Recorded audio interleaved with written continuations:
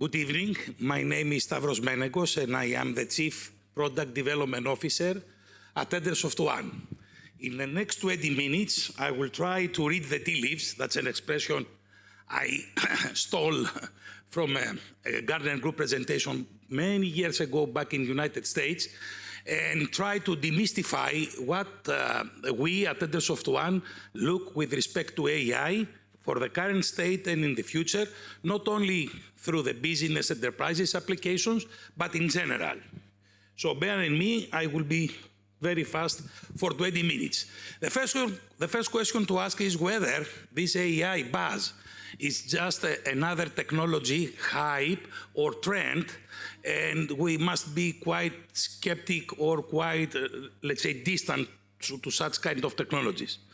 I think the very fact that we are already here, so many people talking about the AI and legal part, trustness part, and things like that, seems that AI is not just a hype, it is real.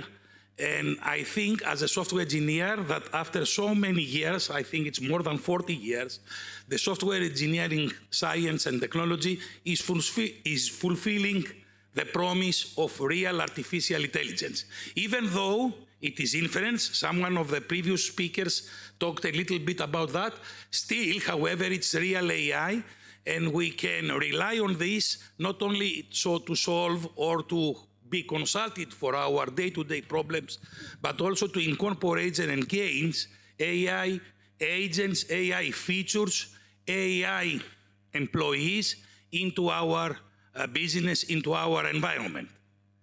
The last thing to say is that AI is disrupting, is changing, is, let's say, facilitating not only the software industry or the law industry, the law science, or the medicine or health, or any kind of real-time solution, but it's also disrupting hardware.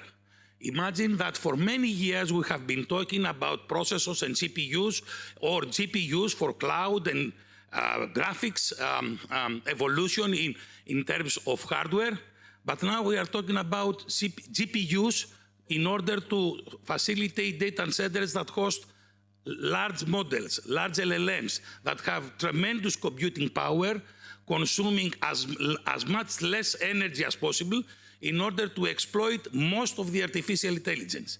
So instead of talking about, let's say, Intel and Pentium and x86 processors, we are talking about AMD, NVIDIA, and Intel, how they are going to deal with the chip and hardware industry with respect to AI servers and machines.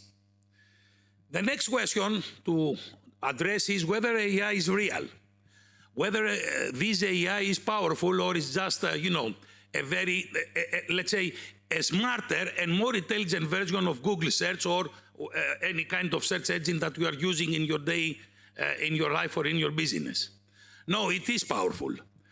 With respect, let's say, to being a little bit more expensive as we speak, but with all the potential to become faster, cheaper, and more intelligent in half of the time that it took the industry to evolve the hardware and the chip industry. So it is by all the big firms predicted that the Moore's law would be at least half for the AI industry, half in time, half in price, half in responsiveness, in order to accommodate solutions for real problems based on AI. The next question, or the next, let's say, quite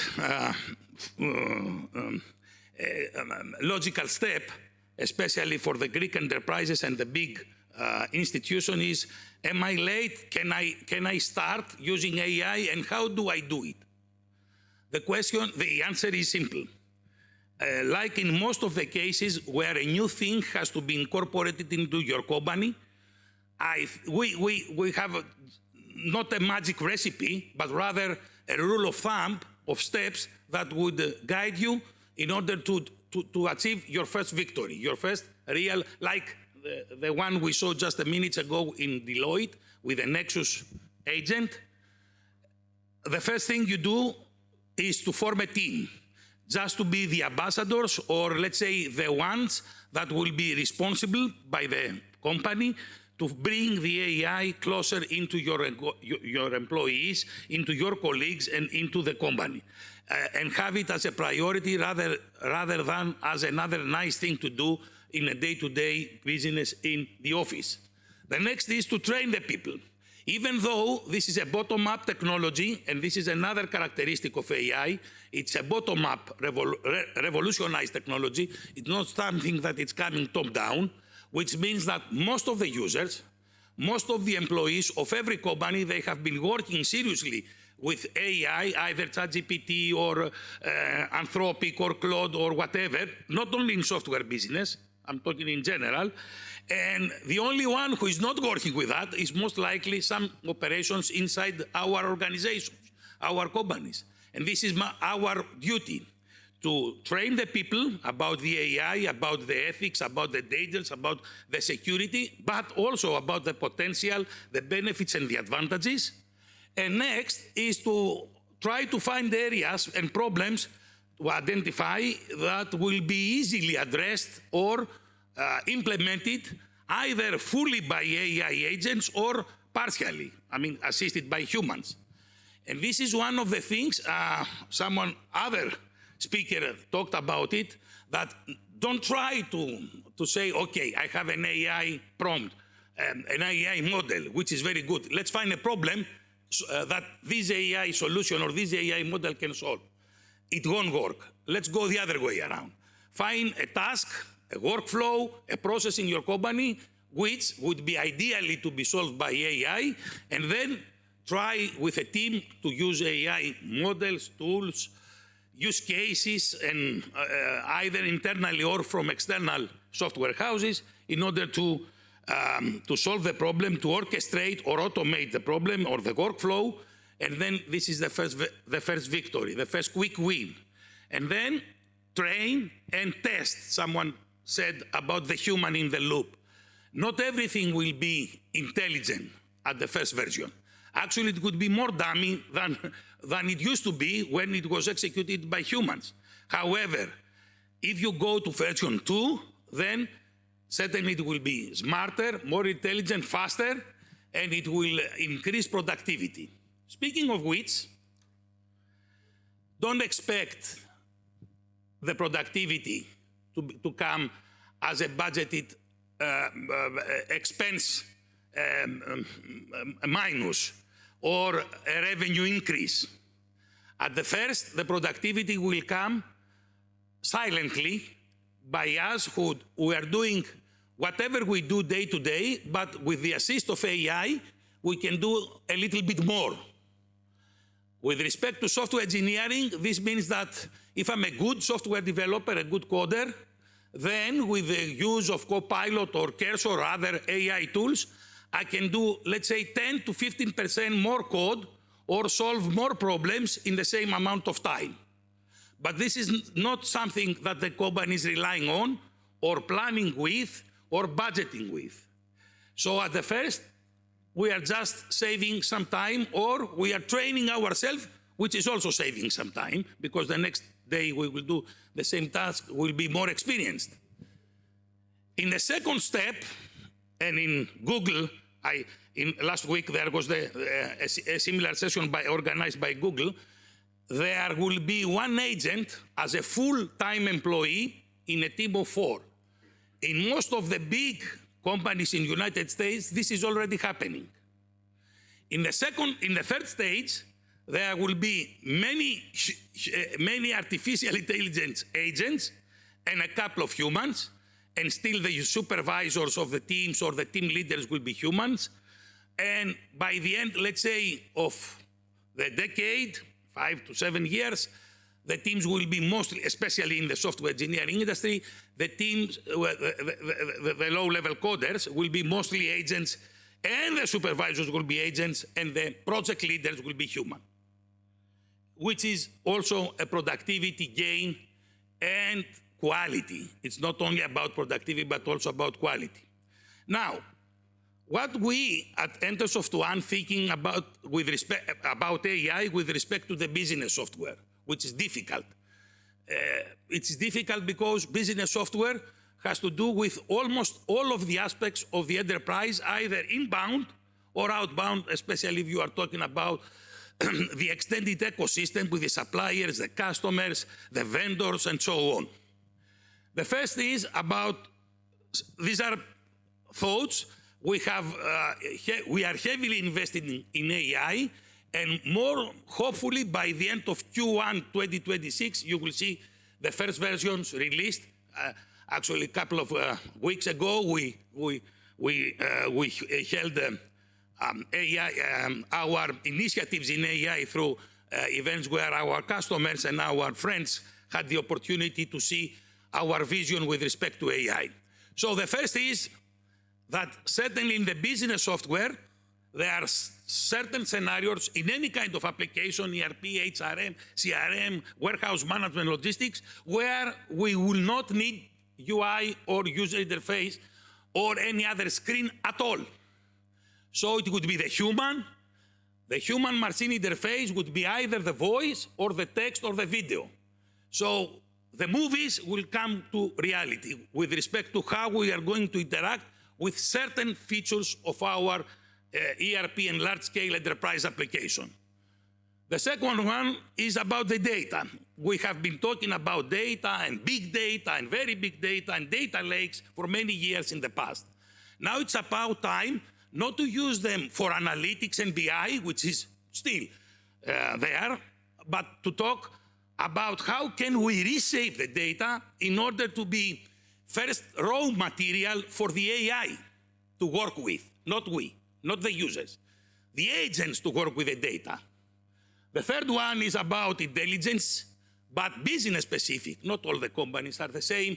Not all the companies are using ERP systems or HRM or HCM or payroll system the same way. So a very tricky question in AI, how we preserve the intelligence for all the ecosystem, which is using the same kind of application, but still provide the means for every application, for every company to inject its own intelligence in order to differentiate not only in the human world, but also in the AI world.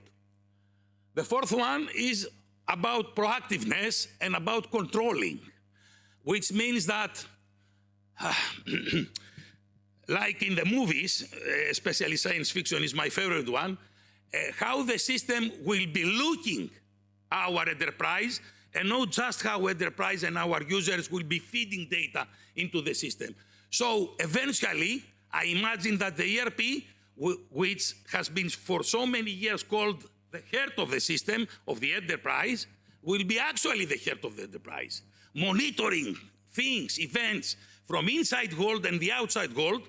I'm not talking about the temperature, and reacting, alerting the users, the managers, the leaders to do actions, and not the other way around. I know it's too early to talk about it, but this is where we are going to.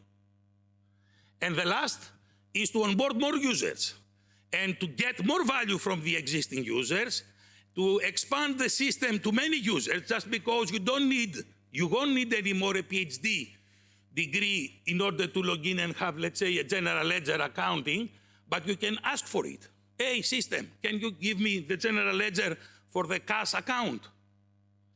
This is the areas that we are currently working on, and eventually by the beginning of 2026, you will see a lot of news over there. The last, and I'm concluding on that. What do we see in the AI in general? First of all, we and I personally see for so many years in the technology, and actually I've been working many years how to make technology an applied one and not just the theoretical or the engineering part of the technology, which is also very interesting. So the hardware, as I said before, will be changing, and a lot of things will change over there.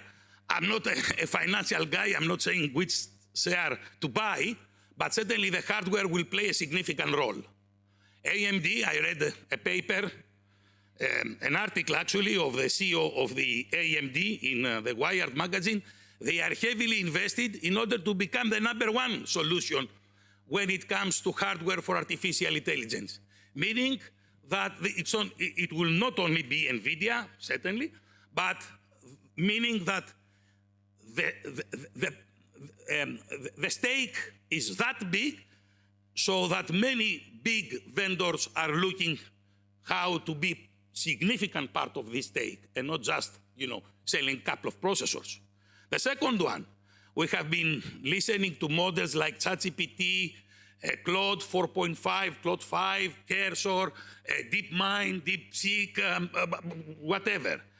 With the reduce of the cost, with the existence of many more hardware solutions, and with a lot of engineering mind and power and human capital going into that, we would expect that by the end of 2027, we will have at least 3 new major LLM models on top of those that we already have that are already being involved version by version, 6 months after 6 months, not year after year, 6 months. The third one is software tools, processes, and methodologies. Software is a new engineering discipline. It's a new science. However, it has exhibited for the last 16 years, 60, a resilience and an agility to adapt in order to support what's coming next, not what was in the past. So we believe, like in the quantum computing, with respect to AI, a lot of things will change. And we, the software engineers, developers, architects, and universities and the academia will change toward to that in order to provide our human power and our students the knowledge that would be required in order to create the new version of AI systems, the new models that will be faster, that will consume less energy, and that they can do more things. Science and engineering, more or less about the same. However, making the theory into action is the difficult part. It's also a very difficult, challenging part. You see that even though AI has been striving for the last 3 years, we are just merely hitting the climb of the summit. We have a long way to go, but it's there. And the engineering will evolve to support us even better to go there. And last, I would expect that the same will happen, as you know, in marketing, journalism, literature, arts, paintings, music, industry, and so on. And that's the part of my title. In very few years, we will be asking, is this, no matter what the is, made by human or made by AI? And the answer, does it matter? And this is my conclusion. Thank you very much.